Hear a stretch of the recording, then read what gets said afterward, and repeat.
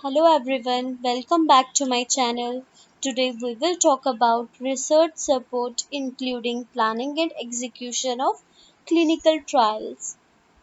So we all know that planning is an important step in each and every process, either it's clinical trial or any another.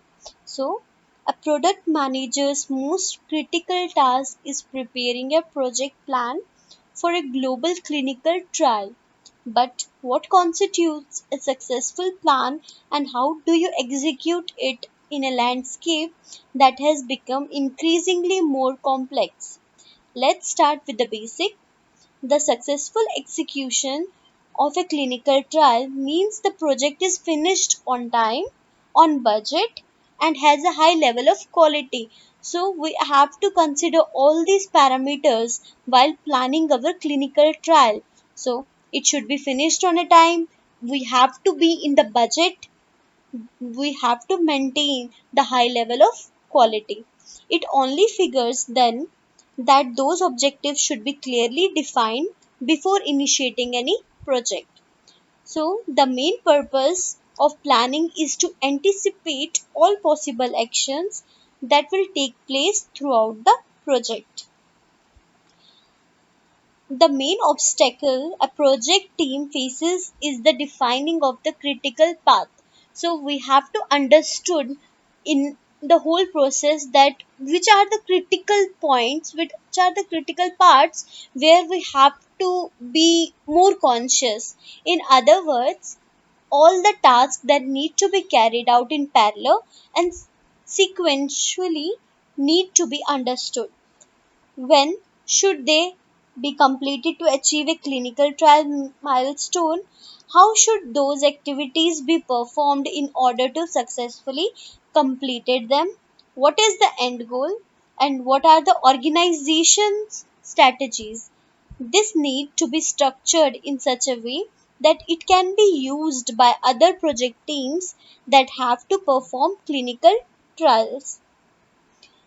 The startup phase of a clinical trial needs a roadmap that includes the following. All these, the below mentioned, are the requirements in a particular clinical trial: study planning, site selection, site qualification, local EC, IRB submission, Ministry of Health submission, supplies importations process, site regulatory package approval, clinical supplies at the study site.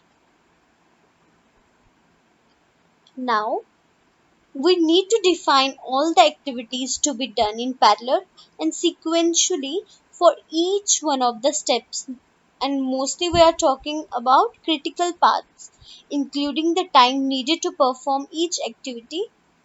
A good understanding of the entire process and sub-process protects against forgetting any of the critical steps.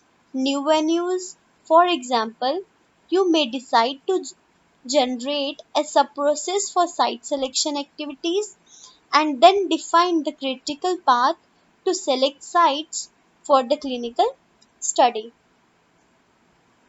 Now we will talk about site selection. Now, all these steps we need to be carefully done.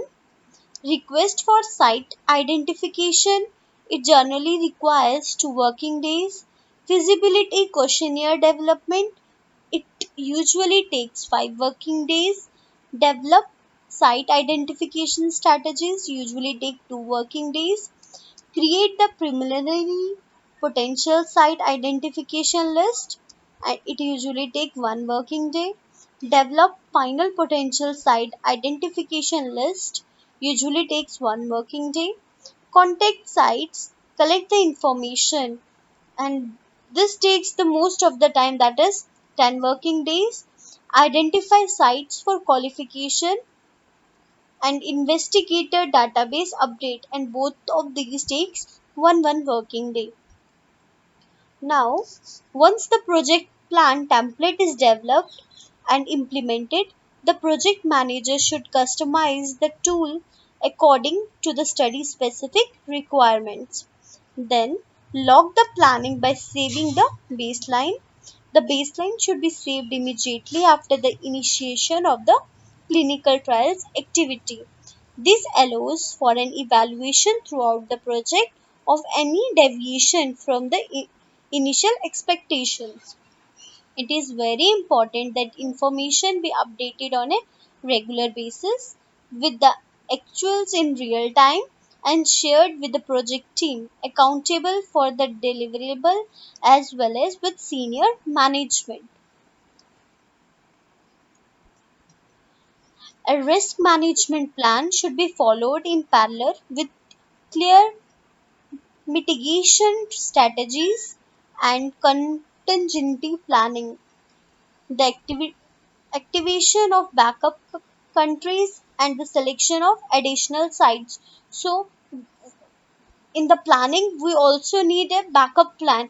If in any step that there is some issues, we must have a backup plan.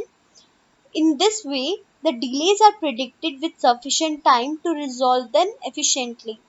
This also allows you to anticipate and address the impact of changes on the planned dates. So, like with the help of backup plan, we will manage our times and we will ensure that our work will be finished on a particular time interval. The success of any project is in the planning phase. If all the steps to achieve the goals in the project are defined at the outset, including timelines, and they are understood by the project team, the chances of failures are much lower.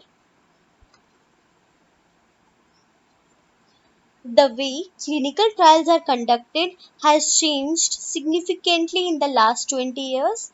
The turning point was the creation of the GCP guidelines and the globalization of clinical research. Running a clinical trial today has become a highly complex endeavor. The biopharmaceutical industry is under intense pressure to develop new medicines due to patient expiration of several marketed products. The focus on innovation is one of the drivers for the increase in the number of clinical trials that result in more studies of fewer compounds. So, every year, so many drugs are entering in clinical trials, but very few drug comes in marketed. So, if we are considering all these parameters at the time of planning and execution of the clinical trials, it will definitely help in the future so that the drug may surely comes in the market. Thank you. Hope you understood about today's presentation. If you have any queries, any questions, I would like to solve them, answer them. You can comment. Thank you.